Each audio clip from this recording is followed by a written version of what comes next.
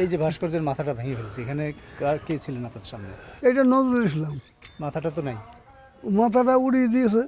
১৯৭১ সালে মুজিবনগর সরকারকে guard of honour দেয়া আনসারদের একজন ছিলেন মোহাম্মদ আজিমউদ্দিন শেখ। ঐতিহাসিক মুজিবনগর কমপ্লেক্সে হামলা ভাঙচুর নিয়ে দুঃখ করছিলেন এই মুক্তিযোদ্ধা। এই আমাদের আর অস্তিত্ব আছে বলুন, আমাদেরকে অস্তিত্ব আছে, বলবো আমরা, বলবো কোনটা কি, এটা যে সহ্য করার বাইরে। ৭১-এর ১৭ এপ্রিল বাংলাদেশে অস্থায়ী সরকার গঠন ও শপথের ঐতিহাসিক জেলা মেহেরপুরে গড়ে তোলা হয় মুজিবনগর স্মৃতি কমপ্লেক্স। এখানে ছোট বড় ৪০০-র মতো ভাস্কর্যে গুরুত্বপূর্ণ ব্যক্তি, ঘটনা, মুক্তিযুদ্ধের স্মৃতি ও যুদ্ধের ভয়াবহতা মিলিয়ে এক নজরে বাংলাদেশের ইতিহাস তুলে ধরার প্রয়াস ছিল। ৫ই অগস্ট ব্যাপক ভাঙচুর, হামলা ও লুটপাটের শিকার হয় এই ঐতিহাসিক স্থাপনাটি। এইটা আমি বিনা বেতনে ১৭ বছর কাজ করেছি, ঝাড় দিয়া পরিষ্কার করা বোঝানো ইতিহাস। সেই জন্য আমার দরদ লাগে। জায়গাটা নষ্ট হয়ে গেল না, লোকজন আসছে না, কিছু না। আপনি জিজ্ঞাসা করছেন না, আর আমার অন্তর কাঁদছে। কথা হচ্ছে ভোটের মাধ্যমে যে সরকারই আসুক না কেন, যাতে সংস্কার করে, আবার যেন আমরা স্মৃতি ফিরে পাই, ইতিহাসটা বজায় থাক। মুজিবনগর কমপ্লেক্সে সবচেয়ে ক্ষতিগ্রস্ত হয়েছে এই মানচিত্রের ভেতরে ইতিহাস তুলে ধরে নির্মিত ৩ শতাধিক ভাস্কর্য। মেহেরপুরের মুজিবনগরে মানচিত্রের আদলে এই জায়গাটিতে মুক্তিযুদ্ধের ইতিহাসের বিভিন্ন পর্যায়ে ভাস্কর্যের মাধ্যমে ফুটিয়ে তোলা হয়েছিল। ৫ই আগস্টে যার সবই ধ্বংস করা হয় এবং এতদিনেও তার কোনো কিছুই সংস্কার করা হয়নি। মুক্তিযুদ্ধ মন্ত্রণালয়ের উপদেষ্টা এবছর ১৭ এপ্রিল মুজিবনগর কমপ্লেক্স পরিদর্শন করেছিলেন।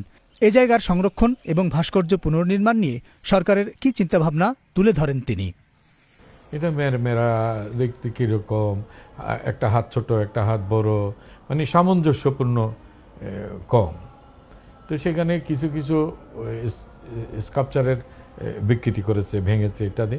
এখন সেগুলি আবার ওই রকম রেখে রিপেয়ারও করতে পারবে কিনা, নাকি আবার নতুন করে করতে হবে, সেটাও তাদেরকে আমরা একটা করে দিতে বলছি।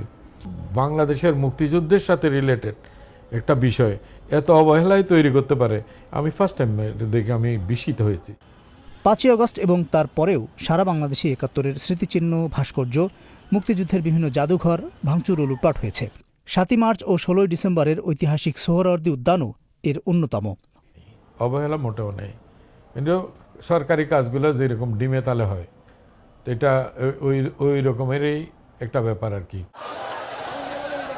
গণ অভ্যুত্থান পরবর্তী বাংলাদেশে মুক্তিযুদ্ধের ইতিহাস, নেতৃত্ব, হত্যাযজ্ঞ নিয়ে বিতর্ক দেখা যাচ্ছে। সরকারি পরীক্ষার প্রশ্নপত্রে স্বাধীনতা যুদ্ধকে প্রতিরোধ যুদ্ধ উল্লেখ করা, বিজয় দিবস, মুক্তিযুদ্ধ, মুক্তিযোদ্ধাদের বিভিন্ন সময় কটাক্ষের অভিযোগ উঠেছে। সর্বোপরি মুক্তিযুদ্ধ ও স্বাধীনতার একটি পাল্টা রাজনৈতিক বয়ান বা ন্যারেটিভ তুলে ধরার প্রচেষ্টাও দৃশ্যমান হয়েছে। এই ৭১-এর যুদ্ধে তো দুইটা পক্ষ ছিল, স্পষ্টই বোঝা যায় আমাদের দেশের ভেতরে। একটা দল ওই ওই যুদ্ধে হেরে গেছে, আর একটা পক্ষ জিতে গেছে। তো যারা হেরে গেছে তারা, তাদের অনেকে এখন মনে করছে যে ৫ই আগস্টের পরে তারা জিতে গেছে, এবং তাদেরকে যারা হারিয়ে দিয়েছিল তাদেরকে তারা হারিয়ে দিয়েছে। তো এইভাবে ন্যারেটিভটা আবার পাল্টে যাচ্ছে। তা এখন আমরা দেখি যে ৭১ পরবর্তী সময়ে যে সমস্ত ঘটনা ঘটেছিল ৫ই আগস্টের পরে তার ঠিক উল্টোটা ঘটছে। অর্থাৎ তখনকার পরাজিত পক্ষ এখন নিজেকে বিজয়ী মনে করছে। লেখক ও গবেষক মহিউদ্দিন আহমেদ মনে করেন, ৭১-এর ইতিহাস ও স্বাধীনতা যুদ্ধ নিয়ে প্রতিটি সরকার রাজনীতি করেছে। এক্ষেত্রে অন্তর্বর্তী সরকারের অবস্থানকেও বিশ্লেষণ করেন তিনি। এই সরকার দেখছে যে একটা ন্যারেটিভ তৈরি হচ্ছে, কাউন্টার ন্যারেটিভ, তাই না?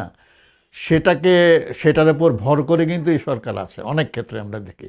সুতরাং এটা তাকে একটা শক্তিও দেয় এই সরকারকে, সেটাকে সে অস্বীকার করতে পারছে না। আবার বাংলাদেশের অস্তিত্বের সঙ্গে তো জড়িয়ে আছে ৭১, ওটাকেও অস্বীকার করাটা খুব কঠিন। তো এরকম একটা অবস্থার মধ্যে আছে, পেন্ডুলামের মতন ঘুরছে আমরা দেখছি। সরকারের লোকেরা অনেক সময় অনেক কথাবার্তা বলেন, ভাষা, আবার কয়েকজন আছেন এমনভাবে কথা বলেন মনে হয় যেন আগে যা করেছি সবই ভুল, এখন যা করছি সবই ঠিক। এটাও আছে।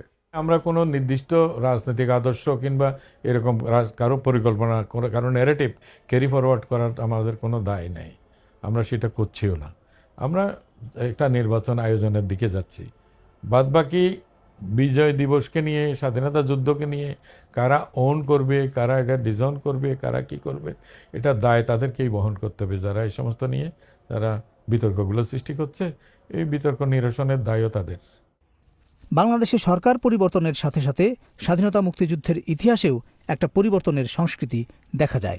ইতিহাস গবেষক ও বিশ্লেষকরা মনে করেন, মুক্তিযুদ্ধের ইতিহাসের নির্মোহ উপস্থাপন বাংলাদেশে কখনোই হয়নি। Abul Kalam Azad, BBC news, Bangla.